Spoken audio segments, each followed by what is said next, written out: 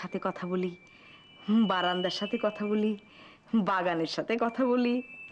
বাহ, দারুণ তো। তো তোমার না হয় মুখ আছে বুঝলাম, তুমি কথা বলতে পারো। ওদের তো মুখও নেই, কানও নেই। ওরা কি তোমার কথা শোনে বা উত্তর দেয়? ও মা, ওরা উত্তর দিবে কেন? আমি জিজ্ঞাসা করি, আমিই উত্তর দিই। ধরো, দরজা ধরে জিজ্ঞাসা করলাম, এই দরজা, তুমি কোন গাছের কাঠ গো? আবার দরজা হয়ে বলি, শাল না সেগুন কাঠ গো।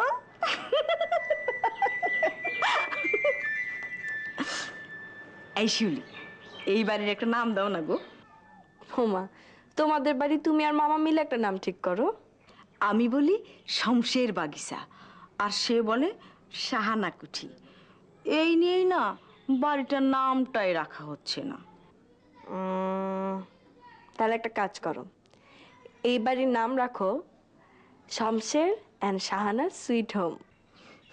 ইংরেজি নাম। এই গ্রামের লোক কি ইংরেজি নাম পড়তে পারে?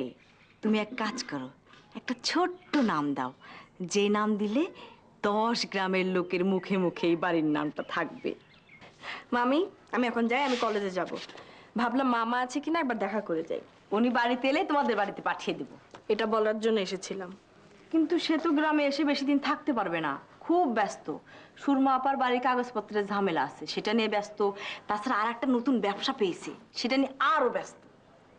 আমি একটা কথা বলি, এই মামা টাকা টাকা টাকা টাকা করে টাকার পিছনে ছুটছে না, দেখবা এই টাকা একদিন মামার জীবনে বিপদ ডেকে আনবে। শিউলি, তুমি এটা কি বললা? কি বিপদ শিউলি? তাড়াতাড়ি বলো না, আমার খুব ভয় লাগতেছে শিউলি। তুমি কি কোনো ইঙ্গিত পেয়েছো? আরে না, এই কথায় আছে না, অর্থই অনর্থের মূল, তাই বললাম। মামার তো মনে ধ্যানে চিন্তায় সবখানে শুধু টাকা, তাই বললাম। আমি যাই, যে আমার দেরি হয়ে যাচ্ছে। খোদা হাফেজ, মামা আসলে পাঠাই দিও।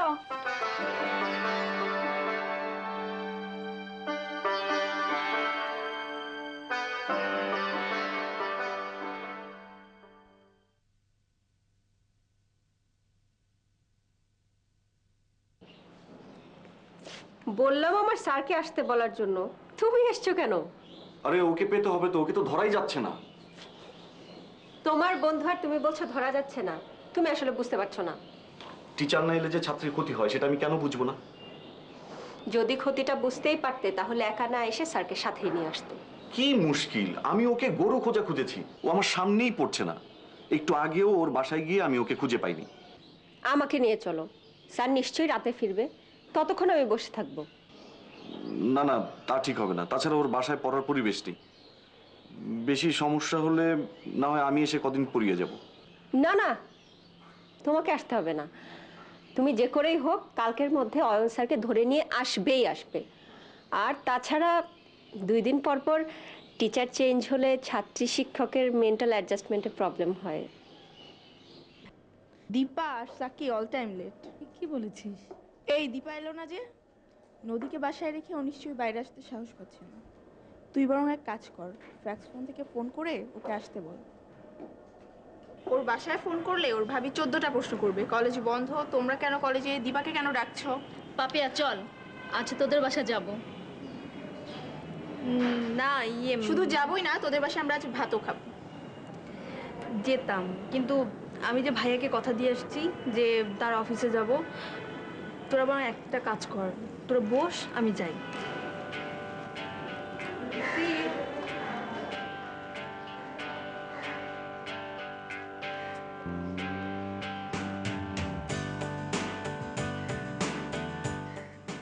দেখলি কেটে পড়লো। চল আমরা দুজন মিলে রিক্সায় ঘুরবো। চল।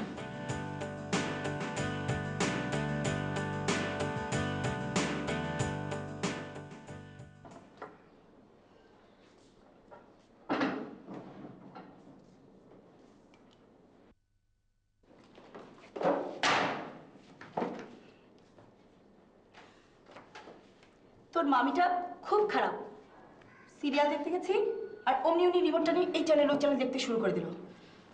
আর কোনোদিন তোদের বাসায় যাবো না। মনি আপু, তুমি মামির উপর রাগ করো না, মামি একটু ওরকমই। শোন, তোর মামি, তোকে তো বাসায় ফিরতেই হয়, তাই তুই মামির পক্ষ নিচ্ছিস। আমার তো আর মামি না, আমি 1 মাসের মধ্যে একটা রঙিন টিভি কিনবো, তারপর ক্যাবেল নিব, ইচ্ছে মতো চ্যানেল দেখবো, এই চ্যানেল সব চ্যানেল দেখবো, কারো বাসায় গিয়ে আর অপমান হতে হবে না। রঙিন টিভি তো অনেক দাম, তুমি কেমন করে কিনবে? কত দাম? 10,000, 15,000, 20,000?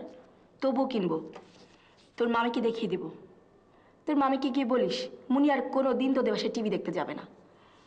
আমার মা ভাই বোন গরিব হতে পারে, আমি না। আমি যে করি হোক 1 মাসের মধ্যে একটা রঙিন টিভি কিনবই কিনবো। মুনিয়াপা, অন্যের উপর রাগ করে তুমি কেন টিভি কিনতে যাবে? আর তাছাড়া এত টাকার যোগান তুমি কিভাবে দিবে? সেটা নিয়ে তোমাকে আর ভাবতে হবে না। আমি টিভি না, শুধু ডিভিডিও কিনবো, তারপর তোর মামিকে দাওয়াত করে এনে দেখাবো।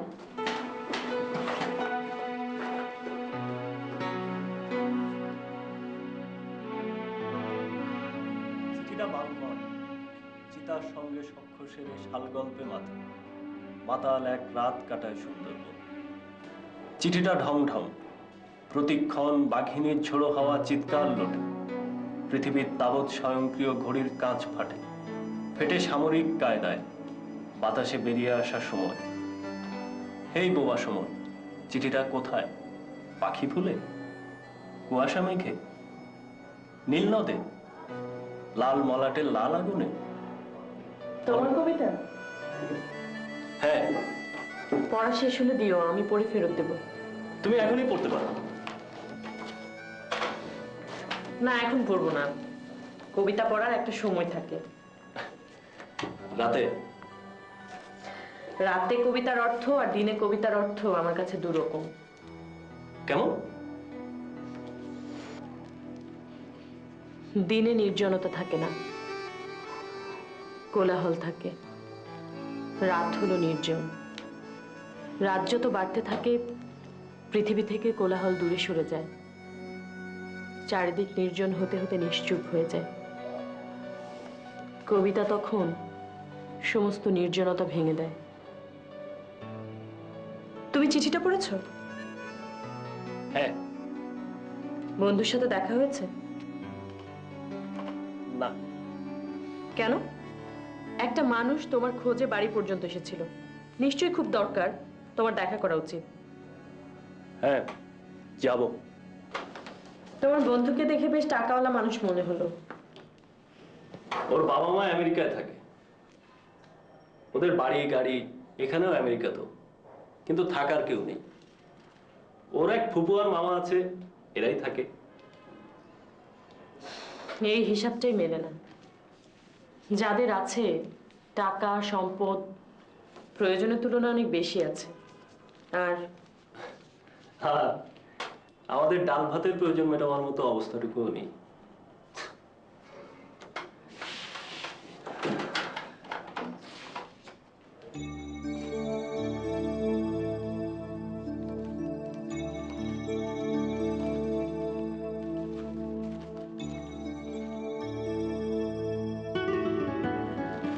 কেমন লাগলো? ভালো, তবে আধুনিক কবিতা তো ছন্দ কম। যেমন? এই যেমন ধর, দক্ষিণের জানালা বন্ধ করে দাও, বিশুদ্ধ বাতাসে আমার শ্বাস নিতে কষ্ট হয়, এসে দেখে যাও আমার ফুসফুসে ঘুণ ধরে গেছে। এটা কোনো ছন্দ হলো? এটা কোনো শব্দ হলো বল? অথচ দেখ, ওই যে কাজী নজরুল ইসলামের ওই কবিতাটা, গাহি সাম্যের গান, মানুষের চেয়ে বড় কিছু নাই, নহে কিছু মহিয়ান। কি সুন্দর ছন্দ, কি সুন্দর শব্দের ব্যবহার, অতুলনীয়। অথচ তোর স্যার এভাবে কবিতা লিখেছে, মনে হয় নিজের কষ্টের কথা চিঠিতে লিখেছে, তাই না? আপা, আমার স্যার তো আর কাজী নজরুল ইসলাম নন। তাছাড়া চলিত ভাষাতেও আধুনিক কবিতা হয়। আমার কিন্তু একদম ভালো লাগে না। আসলে কি জানিস, আজকাল এত কবিতার বই, এত পেপার, এত ম্যাগাজিন, যে কেউ চাইলেই কবি হতে পারে। এই ধর তুই, আমি, আমরা সবাই কবি হতে পারি। এতে কবিতার না থাক গভীরতা, না থাক ছন্দ, না থাক শব্দ চয়নের খেলা, বুঝলি? আপা, পেপারটা রেখে যাও। কেন, তুই পড়িসনি? না, পড়বো। আপু শোনো, তুমি স্যারের কবিতা সম্পর্কে একটু আগে যা কিছু বললে তার সামনে কিছু বলো না প্লিজ। কিভাবে বলবো? তোদের স্যার তো বিনা নোটিশে পড়াতে এসে বন্ধ করে দিয়েছে। আমি দেখছি।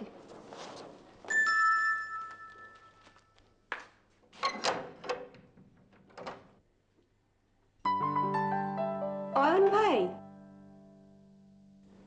Sorry sir. হাসে তাই অলি প্রেমেতে পড়ে।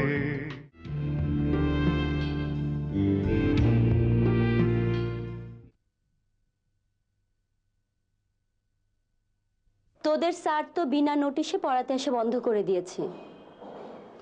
নিশ্চয়ই কাব্যচর্চা বাড়িয়ে দিয়েছে, বুঝলি?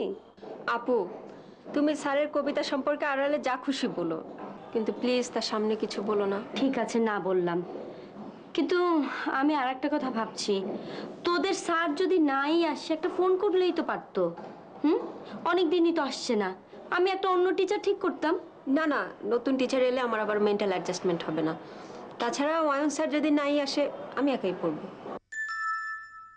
আমি দেখছি।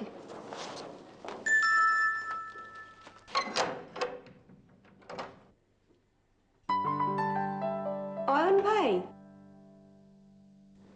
Sorry sir.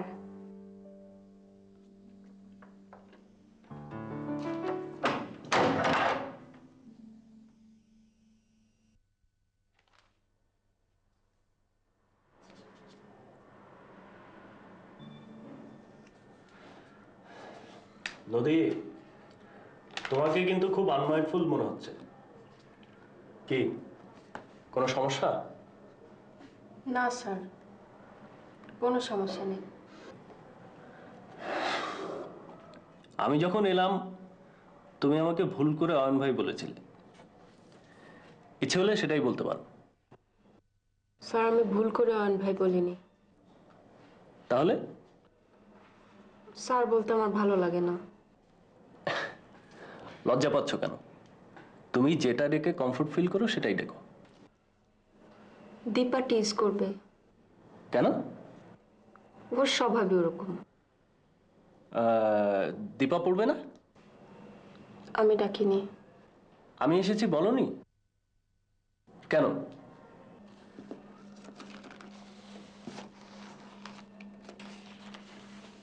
আমার কবিতা? জি। কেমন হয়েছে? পড়িনি। কেন? কবিতা পড়তে ভালো লাগে না? আমি আপনার সব লেখা পড়ি, অনেকবার। তাহলে এই যে বললে পড়নি। রাতে পড়ব। রাতে নির্জনতা বাড়ে। রাত যত গভীর হয় কোলাহল কমতে থাকে, চারপাশ নিশ্চুপ থাকে, তখন কবিতারা কথা বলে। ঠিক আছে, যখন ইচ্ছে হয় তখন পড়ো। এখন বই খুলো আর দীপাকে ডাকো, অনেক গ্যাপ হয়ে গেছে। আপনি এতদিন আসেননি কেন? আর যদি না আসতেন আমি তাহলে আপনার বাসায় চলে যেতাম। আমার বাসায় তুমি যাবে? এখন আর যাব না, আপনি না এলে যেতাম। আপনি আসেননি কেন বললেন না তো? সেটা তো বলা যাবে না। না, আমি ভাবছিলাম আপনি বোধহয় আমার উপরে রাগ করে আসেননি। তোমার উপর রাগ করবো কেন? জানি না। শোনো, আমি তো এসেছি এবং আসবো, সুতরাং কেন আসিনি সেটা নিশ্চয়ই জানা জরুরি নয়।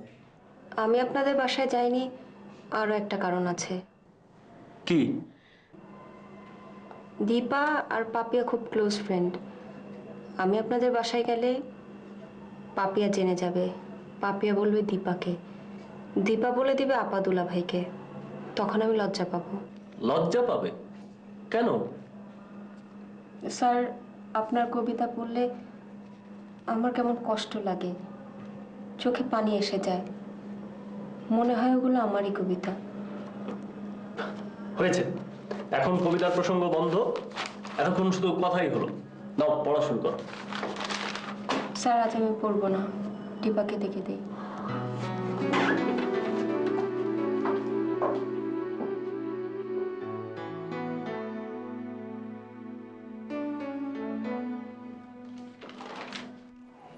আহা, এত চিন্তার কি আছে?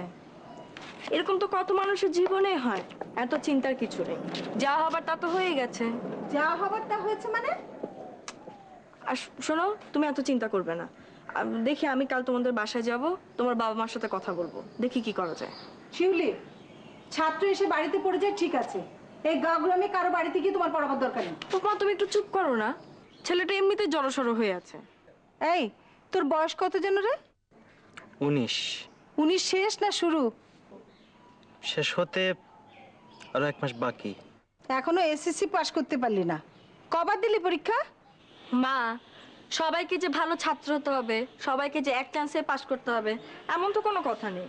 অনেকেই আছে, কাউকে অল্প পড়তে হয়, কেউ বেশি পড়লেও পাস করতে পারে। এখানে তো ইচ্ছের উপর কিছু নেই। ওর 19 বছর বয়সে হয়নি, 2 বছর পর দেখবো ও ঠিকই পাস করেছে।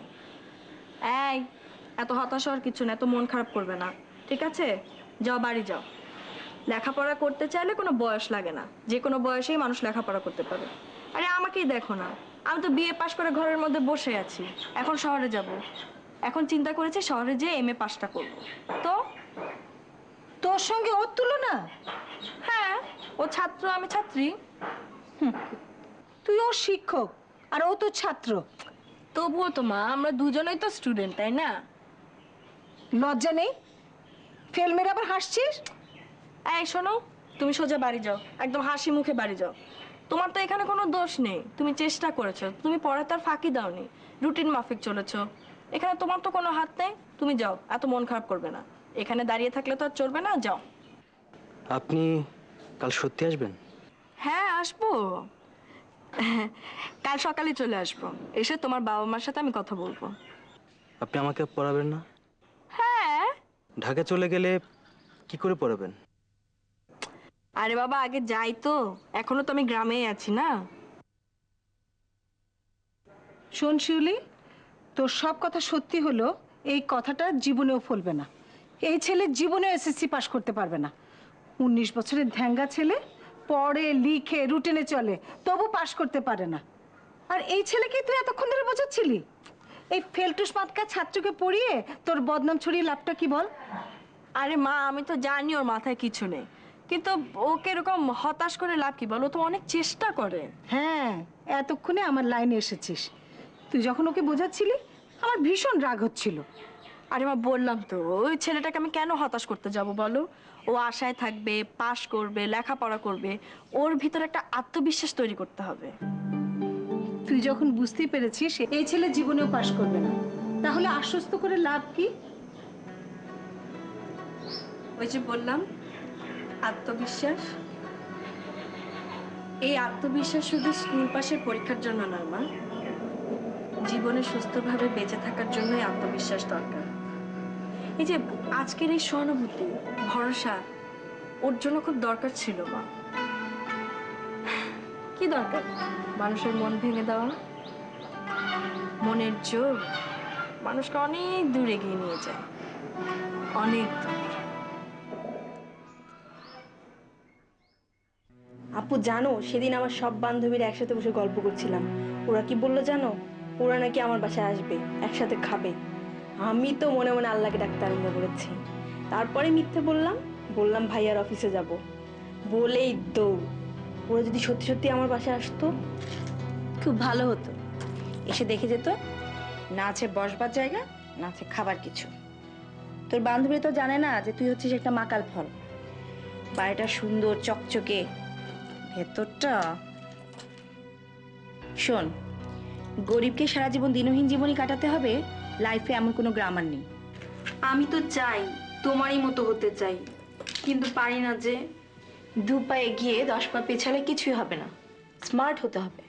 এই যে দেখ, তুই আর আমরা স্কুলে যেতাম 6 নম্বর বাসে করে, বসতে না পারলে দাঁড়িয়ে।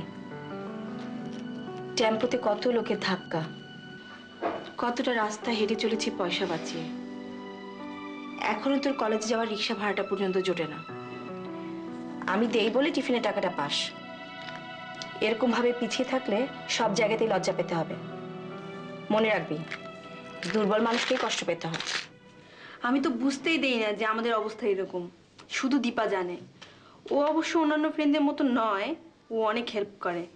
2-4 দিন কিছু টাকা পয়সা দেবে, সাথে নিয়ে ঘুরবে, ড্রেস দেবে, ফাস্ট ফুড খাওয়াবে। তারপর ও যাবে ক্যাবে করে, আর তুই রাস্তার পাশে ম্যানহোলে ঢাকনা তোলা ফুটপাত ধরে ধুলোয় ময়লায় হাঁটতে হাঁটতে বাড়ি ফিরবি।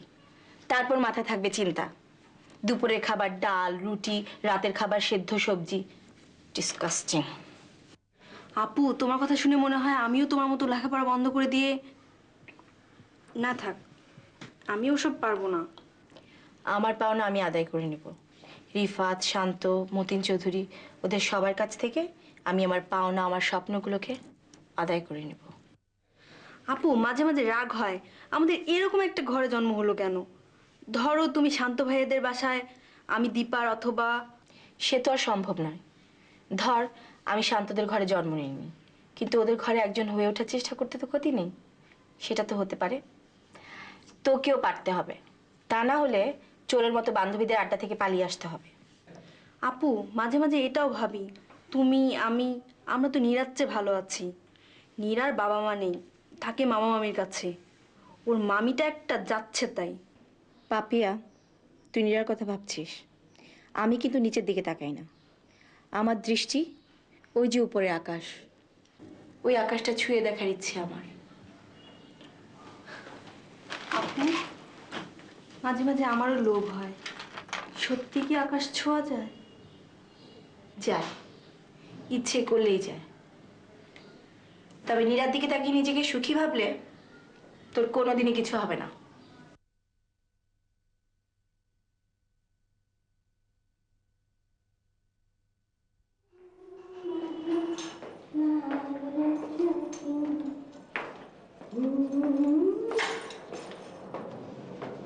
মামা,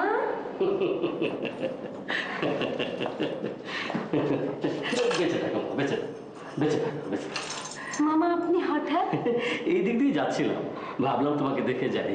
বসুন মামা, শিওর, শিওর। বসুন। আসো, আসো। বসো। জি মামা। মামা আপনার শরীর ভালো তো? মাশাল্লাহ, মাশাল্লাহ। তা তুমি কেমন আছো মা? জি মামা, ভালো। জামাই বাবাজি? ভালো, কাজ নিয়ে ব্যস্ত। ব্যবসার কাজ নিজেকেই দেখতে হয় তো। ব্যবসার কাজ তো নিজেকে দেখভাল করা ভালো মা, অন্যের হাতে পড়লে। মামা আপনাকে শরবত দেব? লেবু, বেল নাকি ইসবগুলের? যেটা তোমার পছন্দ মা। আমার পছন্দ আপনার পছন্দ হবে না মামা। ইসবগুলের খুশি তো? ওটা তো আমারও পছন্দ। তোমাকে দেখে মা আমার খুব ভালো লাগে। কারণটা জানো মা? কারণ তুমি আর 10টা সাধারণ মেয়ের মতো নও। এ যুগে পা ছুঁয়ে ছালাম করে কজন? তোমাকে দেখে আমার খুব ভালো লাগলো। ভক্তি, শ্রদ্ধা এসব তো মানুষের জীবন থেকে উঠেই যাচ্ছে, তাই কারো কাছ থেকে পেলে মনটা ভরে যায় মা। মামা শুনুন মামা, এসব কিন্তু একদম উঠে যেতে দেয়া যাবে না। এই ধরুন, বড়দের সালাম, ভক্তি, শ্রদ্ধা করতে হবে। তারপর ধরেন তাদের আশীর্বাদ নিতে হবে, স্নেহধন্য হতে হবে। আর বড়দের আশীর্বাদ যদি না পাই, তাহলে জীবনে কল্যাণ হবে কি করে বলুন? মাশাল্লাহ, মাশাল্লাহ, আলহামদুলিল্লাহ। মামা আপনি বসুন, আমি আসি। নিবেদিতা, মামনি। জি মামা। না মানে মা, আমি একটা প্রয়োজনে তোমার কাছে এসেছিলাম। কোনো জরুরি বিষয় মামা? হ্যাঁ মা জননী, জরুরি তো বটেই। আপনি সংকোচ না করে বলে ফেলুন তো। একটা কথা দিবে মা? কি কথা মামা? আমি এসেছিলাম, তুমি কিন্তু তোমার ফুপিকেও বলবে না, জামাই বাবা যে কেউ না। কেন? না মানে আমি কোনো উপায় না দেখেই তোমার কাছে এসেছি। আপনার কি টাকার দরকার?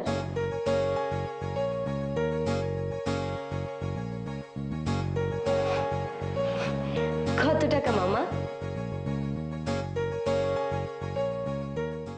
ফুল হাসে তাই অলি,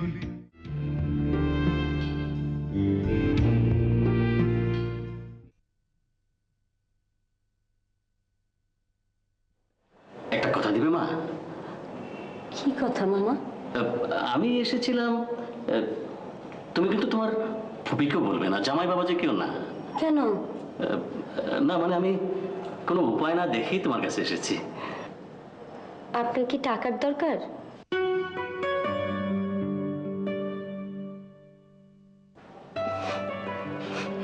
কত টাকা মামা?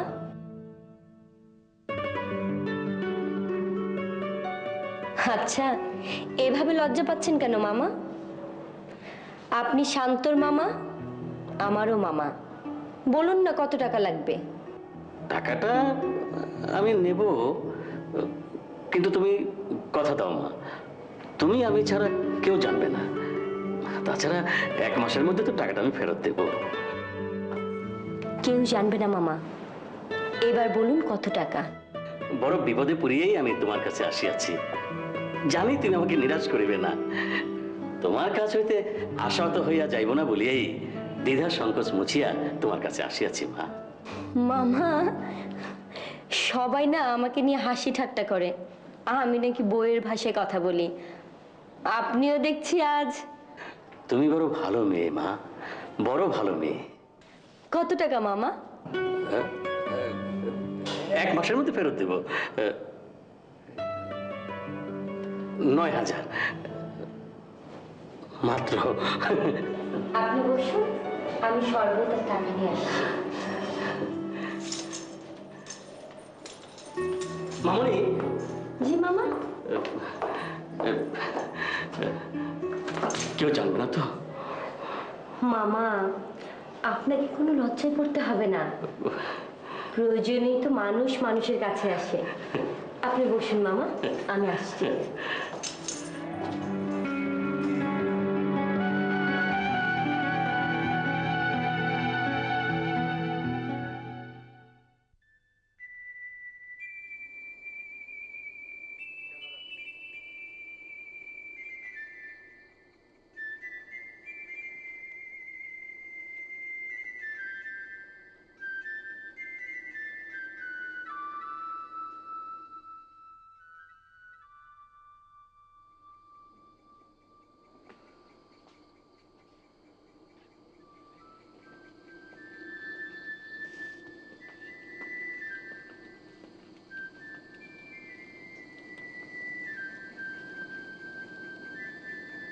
কি ভাবছিস?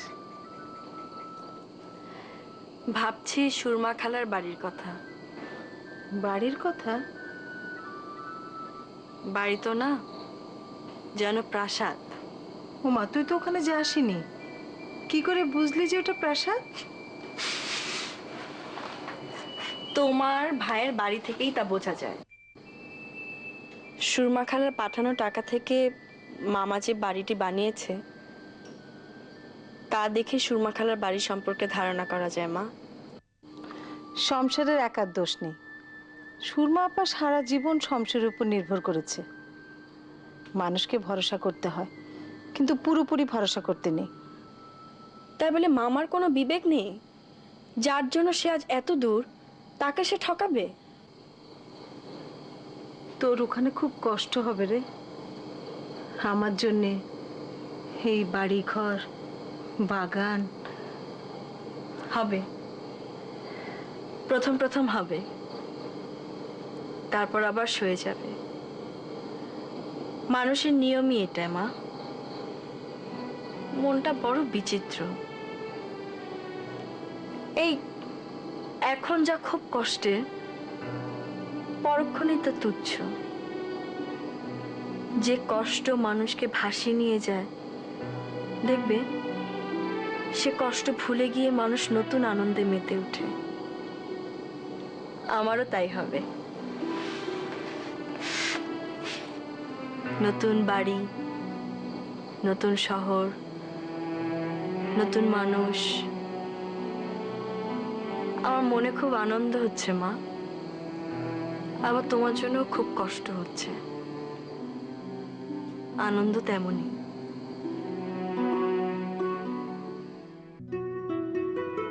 চিঠিটা বাংময়, চিতার সঙ্গে সখ্য সেরে শাল গল্পে মাতে, মাতাল এক রাতে কাটায় সুন্দরবন। চিঠিটা ঢং ঢং, প্রতিক্ষণ বাঘিনীর ঝোড়ো হাওয়া চিৎকার লোটে। পৃথিবীর তাবৎ স্বয়ংক্রিয় ঘড়ির কাঁচ ফাটে, ফাটে সামরিক কায়দায়। বাতাসে বেরিয়ে আসার সময়, হেই বোবার সময়। চিঠিটা কোথায়?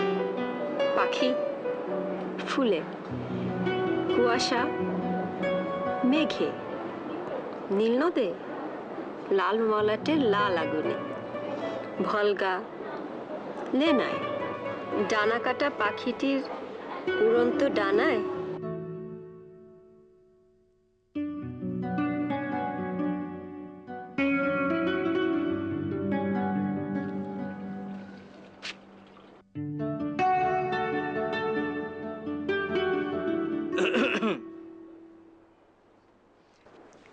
কি ব্যাপার শালিকা, এত রাতে ছাদে কি করছো? আপনি এত রাতে কি করছেন? ভাবলাম একটু হাঁটাহাঁটি করি। আপা কি করছেন? তোমার আপা রাত 10টা থেকে হাইয়েস্ট 11টা, তারপর এই পৃথিবীতে আর থাকে না, একদম ঘুমের রাজ্যে। আপুটা আসলে নিজের মতোই চলে। আপনাকে দেখলে আমার কষ্টই হয়। কষ্ট কেন হবে? আমার একমাত্র শালিকাকে এখানে দেখে আমার কিন্তু কষ্ট হচ্ছে না। আচ্ছা, হাতে ওটা কি? কবিতা। কবিতা? তুমি আবার আজকাল কবিতা লেখা শুরু করেছো নাকি? লিখছি না, পড়ছি। ও, পড়ছো। তুমি তো নিবেদিতার বোন, কবিতা পড়বে এটাই তো স্বাভাবিক। পড়ো পড়ো পড়ো। দুলা ভাই, হ্যাঁ, চলে যাচ্ছেন কেন? বসেন, কবিতাটা শুনে তারপরেই যাবেন। মাফ করে দেওয়া যায় না? না। ঘরে নিবেদিতা, বাইরে নদী, মাঝখানে কবিতা, গদ্য পদ্য। উফ।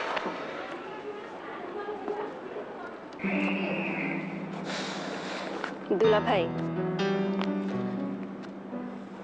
আমি বুঝি আপনি অনেক কষ্টে আছেন। আপু আপনাকে অনেক ভালোবাসে, কিন্তু ওর টাইপটাই এরকম। আমি তো মেনেই নিয়েছি। এটা আপনি ভুল করছেন। মেনে নেওয়ার অর্থ হচ্ছে আপনি আপুর কাছ থেকে নিজেকে দূরে সরিয়ে নিচ্ছেন। মেনে নিতে নিতে একটা সময় আপনি বিরক্ত হয়ে পড়বেন। এটা কিন্তু আপনাদের মধ্যে দূরত্ব তৈরি করবে। আমাকে কি করতে হবে? আপনি আপনার মতো করে আপাকে তৈরি করে নেবেন। তোমার বোন পাথরের মতো কঠিন, সে তো আর আমার মতো হবে না। আমার পছন্দ বা ভালো লাগাগুলো তার কাছে তুচ্ছও নয়, আবার খুব একটা মূল্যবানও নয়। আর দূরত্ব নিয়ে আমি কখনো ভাবি না। পড়ো পড়ো, কবিতাটা পড়ো।